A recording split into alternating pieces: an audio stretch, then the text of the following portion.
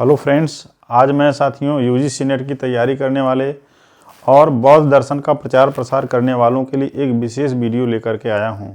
साथियों, ये वीडियो है दीपवंश पर। दीपवंश को बिना जाने और समझे आप जो है लंका के इतिहास को नहीं समझ सकते हैं।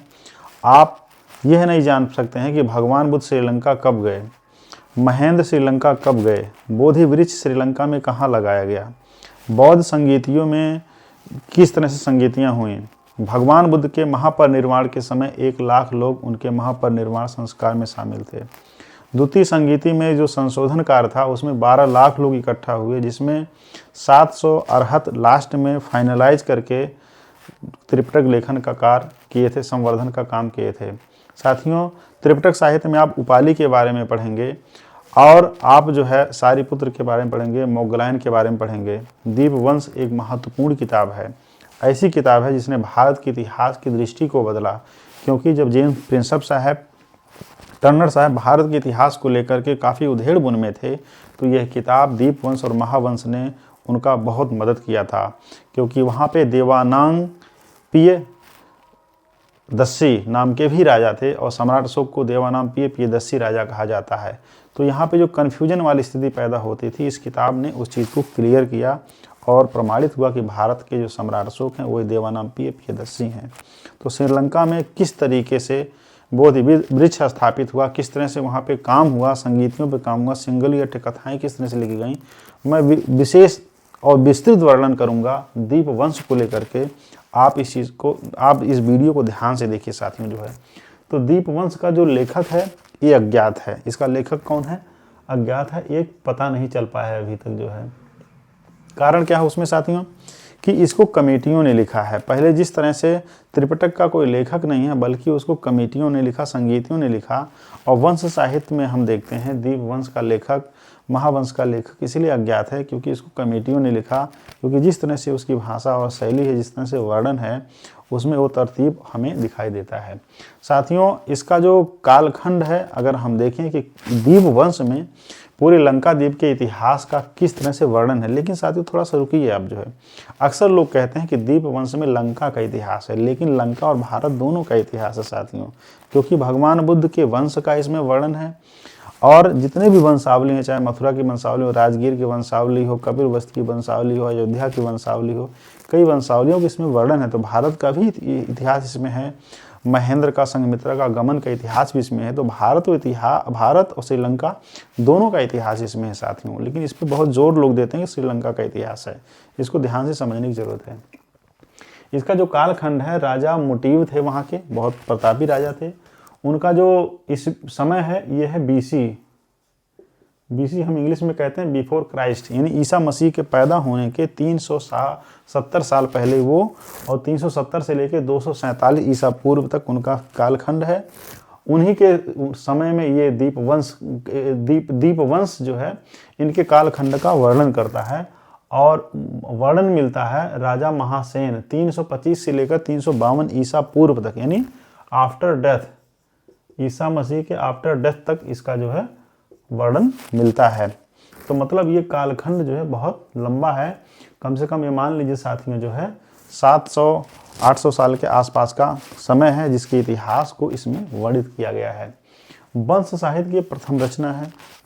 इसके बाद लिखी गई जो है महावंश रचना लिखी गई और इसका भी लेखक अज्ञात है। वंश पवक्खामि परंपरा गतंग, मतलब जो है इसका मतलब होता है परंपरा से इतिहास का वर्णन। परंपरागत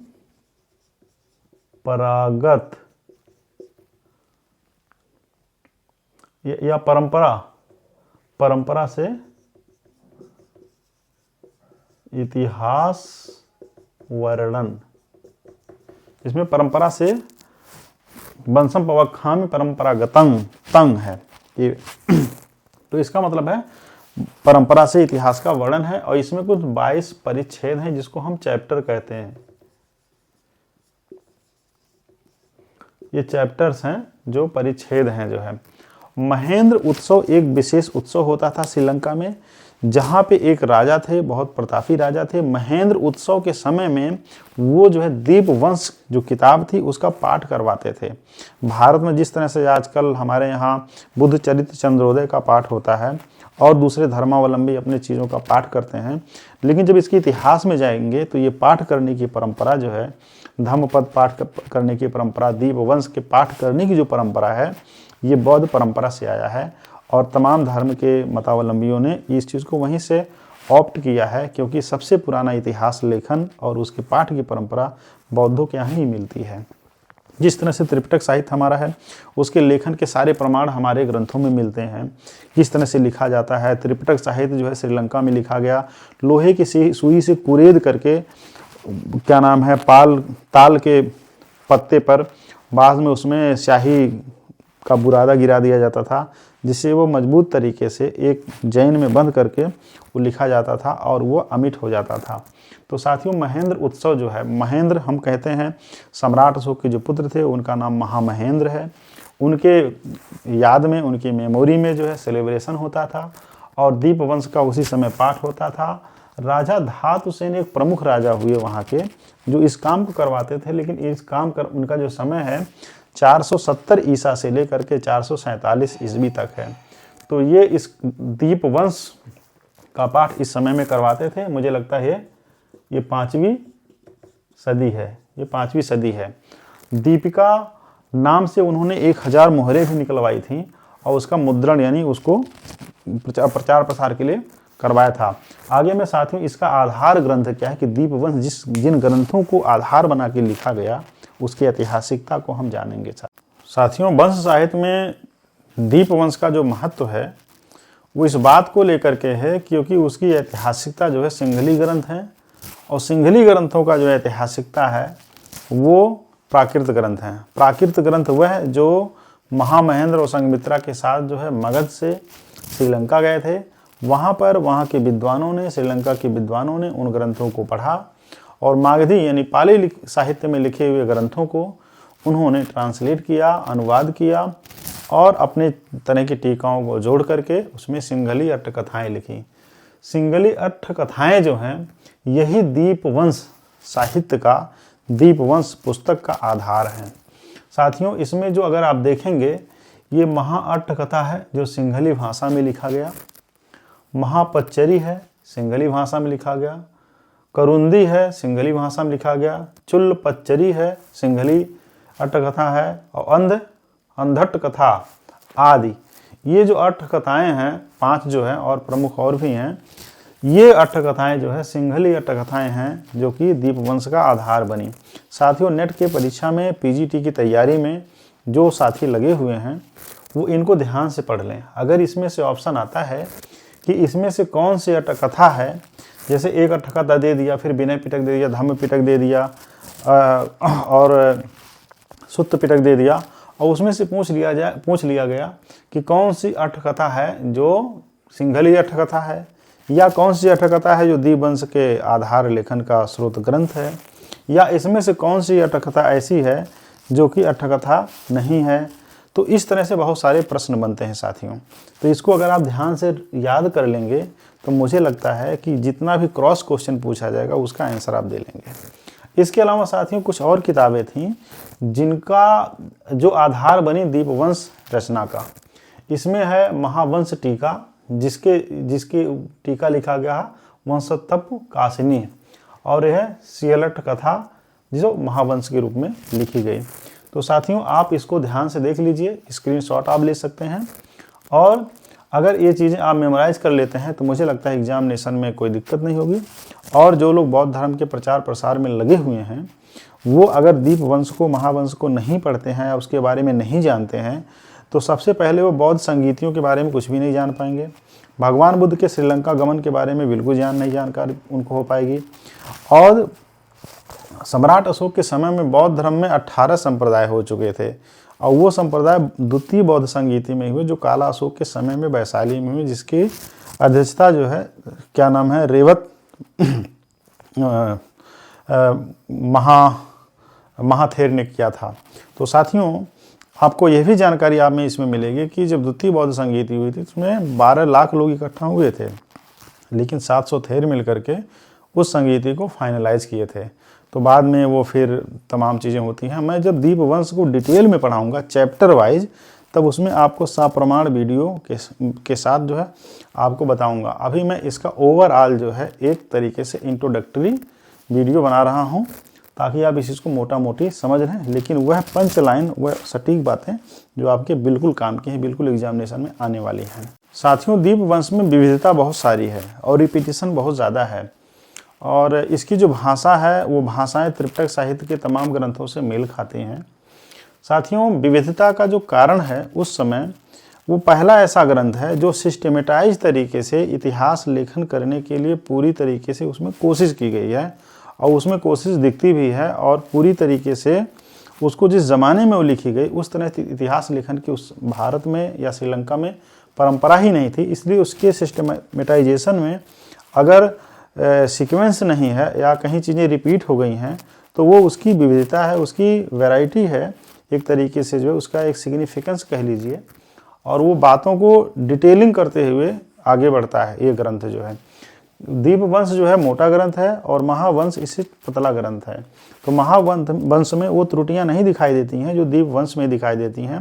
दीपवंश में थोड़ा सा रेपिटेशन आ गया है, और इसके जो लेखक थे, इसकी जो कमेटियों ने, उन्होंने इसलिए कह दिया था एतमहि नाना कुसुमं व गंथन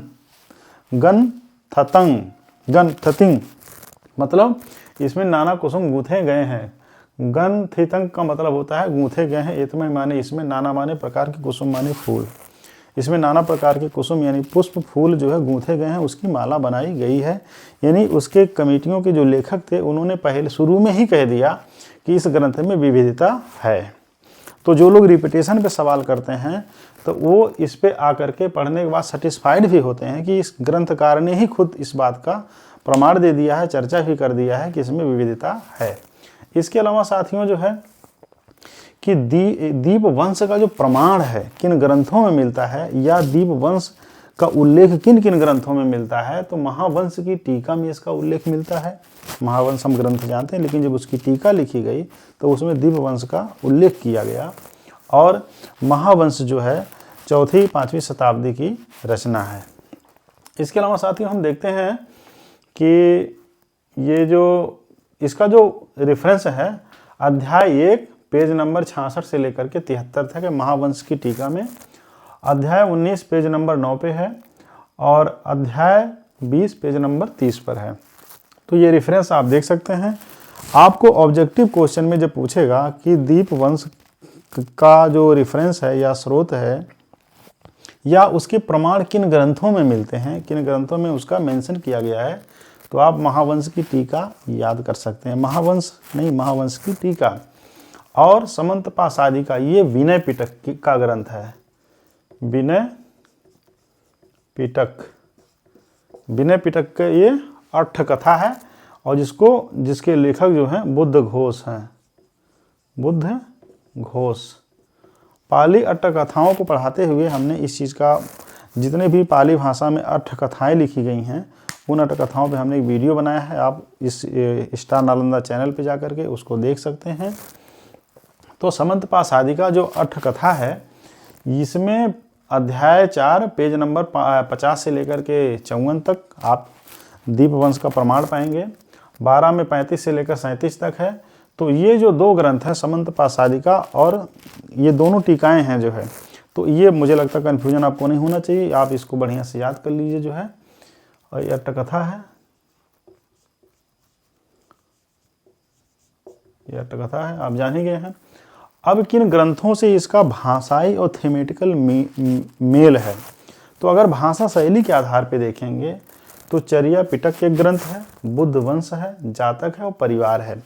ये 4-5 ग्रंथ ऐसे हैं जिसमें दीपवंश का सबसे ज़्यादा उसका भाषाई मेल मिलता है, उसका शैलीगत उसमें मेल मिलता है। साथियों, ज़्यादातर जो है दीपवंश जो है वो पद्य में लिखा गया है। तो यह इसकी एक खासियत है कि अगर परीक्षा में प्रश्न पूछा जाता है कि दीपवंश किस में लिखा गया है, गद्य में या पद्य में, तो मुझे लगता है कि पद्य में लिखा गया है, और ये आराम से तमाम स्टूडेंट जो है इसको बढ़िया से टिक कर सकते हैं, तो ये बड़ा इशू नहीं है। लेकिन साथियों इसमें अध्याय कितने हैं, अध्याय कितने हैं या परिच्छेद कह लीजिए, तो भाषा से मन कंफ्यूज हो गया। परिच्छेद या अध्याय जो है इसमें कुल 22 हैं। अब मैं अध्यायवार इनका थोड़ा सा संक्षिप्त विवरण आपके सामने प्रस्तुत करूंगा ताकि आपको ज़्यादा क्लियरिटी हो जाए। साथियों दीपवंश में जो है ये चैप्टराइजेशन है, जिसमें मोटी मोटी हेडिंग के माध्यम से हमने मोटी मोटी बातें लिखी हैं, वरना एक एक चैप्टर में बहुत सारे 10-10, 20-20 पॉइंट्स हैं। अगर मैं उनको डिटेल में वर्णन करूं तो एक चैप्टर पे मुझे लगता है 1 घंटे का कम से कम वीडियो बनेगा डिटेलिंग करने के लिए। तो साथियों मैं चाहता हूं कि ओवरऑल आप इसको बढ़िया से समझ लें, इसलिए इसको ऐसा रखा है। पहला जो परिच्छेद है, ये अध्याय कहें या परिच्छेद कहें, परिच्छेद, पहला परिच्छेद है भगवान बुद्ध का लंका गमन। इस अध्याय में जो है भगवान बुद्ध ताम्रपड़ी यानी श्रीलंका जाते हैं, लेकिन इसके अलावा जो है भगवान बुद्ध का जब सारनाथ में गमन होता है, भगवान बुद्ध यक्ष के और माता पिता उसके साथियों को जो धम्म में दीक्षित करते हैं, वाराणसी में भगवान बुद्ध का गमन होता है। तो भगवान बुद्ध से जुड़ी हुई बहुत सारे आने जाने की जो बातें हैं, इसमें ऐतिहासिक स्थलों का इसमें प्रमाण मिलता है, और ये बहुत ठोस प्रमाण है जो इतिहास लेखन के काम में आया।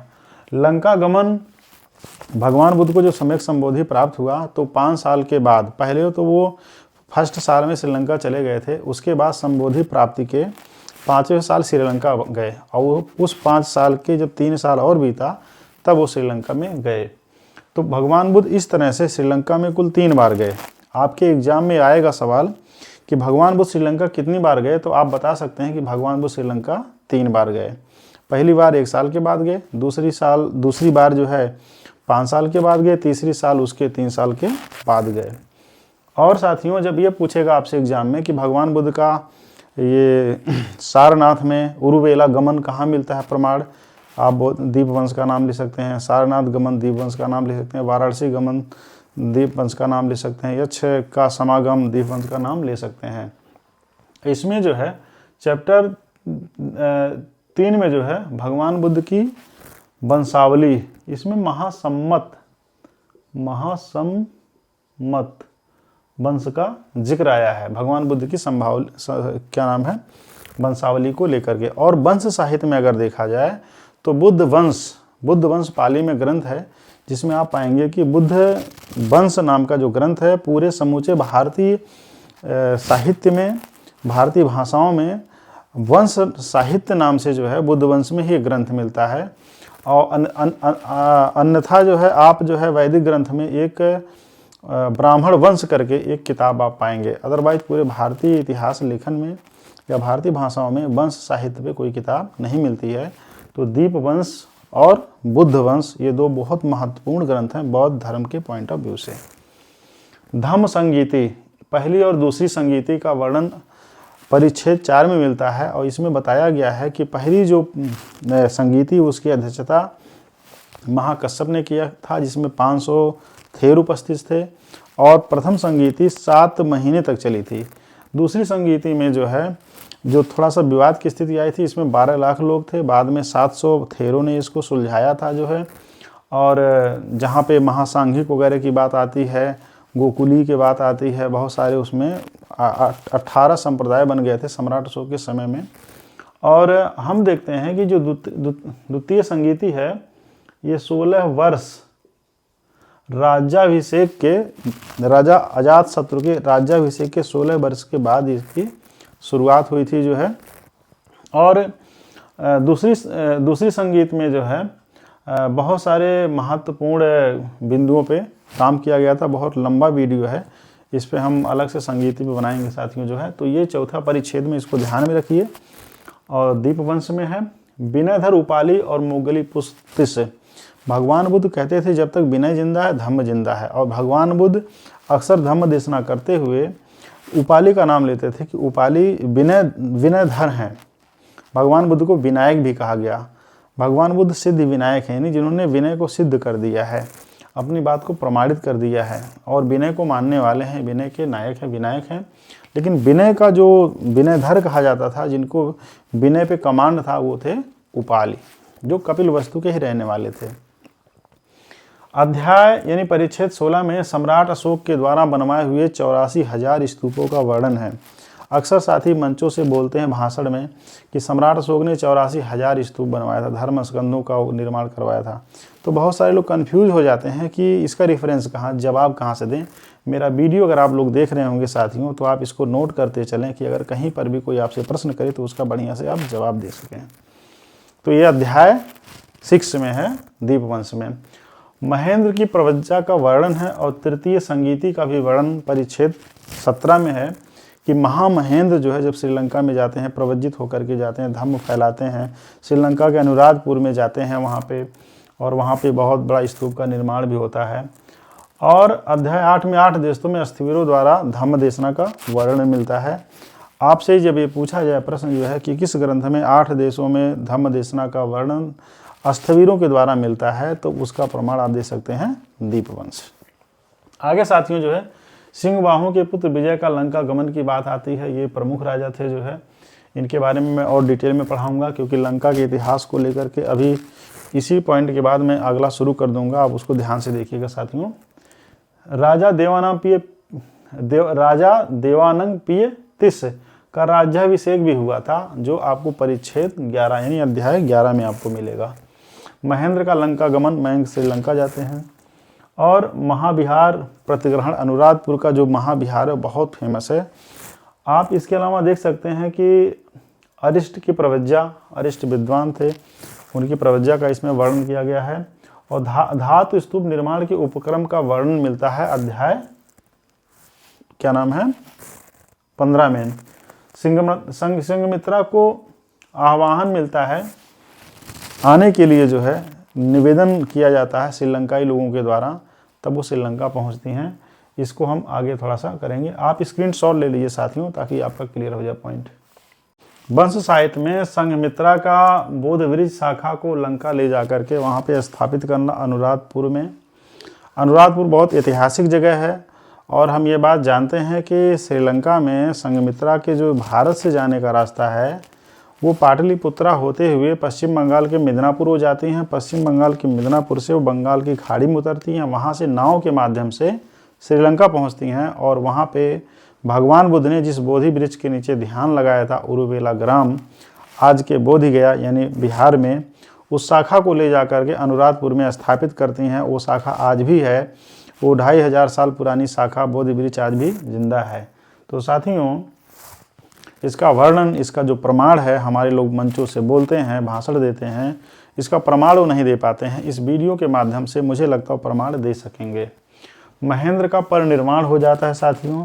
परिनिर्वाण, मृत्यु परिनिर्वाण में इस बात का अंतर है कि आम मनुष्य की मृत्यु होती है, लेकिन जब कोई थेर एक्सपायर होता है तो उसको हम परिनिर्वाण कहते हैं। जब कोई बोधिसत्व एक्सपायर होता है तब हम उसको परिनिर्वाण कहते हैं।